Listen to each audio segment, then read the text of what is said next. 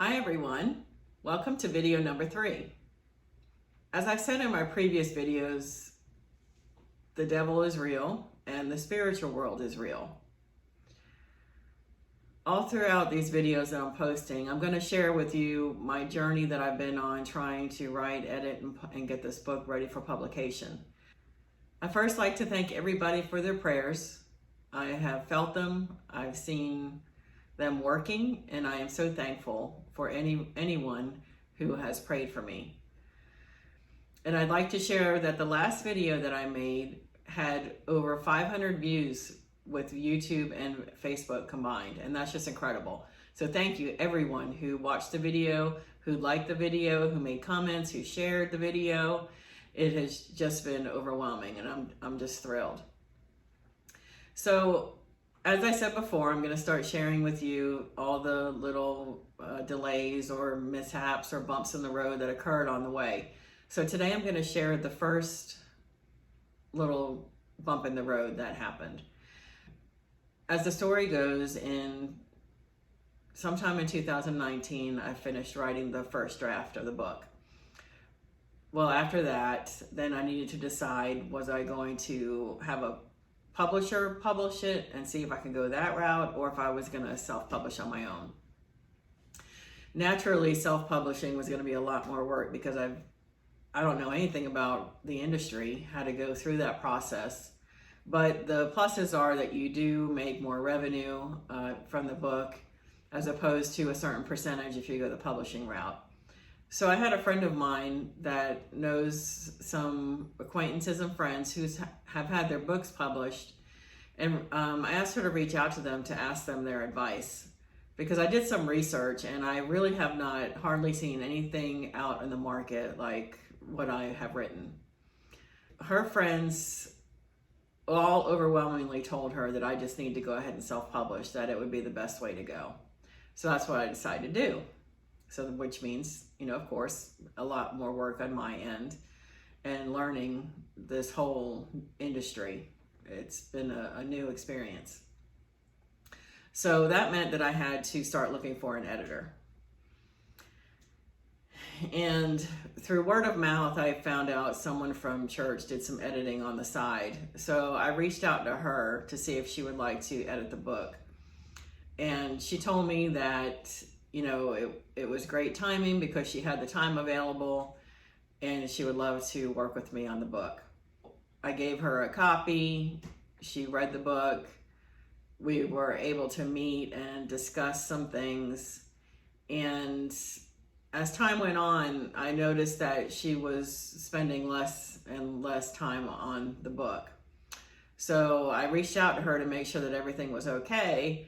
And she had told me that as soon as she agreed to start editing the book, she started getting more hours at work, like overwhelming hours, where she was having now very little time to work on my book. So she said that she really was only able now to devote about 2 hours a week on the editing of the book. And I just didn't want to put any more pressure on her. I mean, this was a blessing for her. She was a single mom, and she could use the extra hours. It was really, truly a good thing for her. But it wasn't helpful for me. Praying about the situation, I decided to step back and move on and see if I could find another editor who had more time to devote to the book. And around that same time, our women's industry was organizing their retreat. And during our retreats, we always have a few women tell their testimony. And I just happened to be asked this time to share my testimony at the retreat. So I put my book to the side and I worked on writing my testimony and getting that ready. And I also was helping to organize the retreat. So it took up quite a bit of time. And then I was asked to help teach some classes during our women's Bible study. And that takes a lot of research and time as well. So during that time, I just put the book to the side, continued praying to see where God was going to lead me next. when I got to the women's retreat to share my testimony, this was like a huge thing for me, because all these years, it's a story. I'm not ashamed of my story, and I'm not embarrassed, and I'm not afraid of being judged. But it's not one that's really frequently talked about. I've shared it one-on-one with women, with other Christians who have asked how I became a Christian. But standing before, 75 women and sharing my testimony was going to be a whole different experience. This was like almost like a coming out. Like, it's always been something quiet in my heart, but now sharing my testimony out in the open in front of these women, it was like a public announcement of my story and what was to come. So sharing my testimony was a true blessing, and it has prepared me for what may come next and being more in the public eye.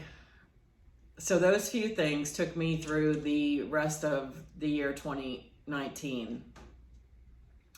And in the next video, I will share the next bump in the road that happened with the editing process of the book.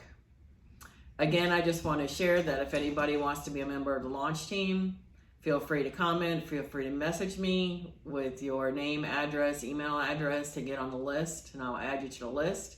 You'll receive a free copy of the book in exchange for your reviews and on social media and on websites. I'd like to also continue to ask for your prayers. They are thoroughly needed, and I am so very thankful.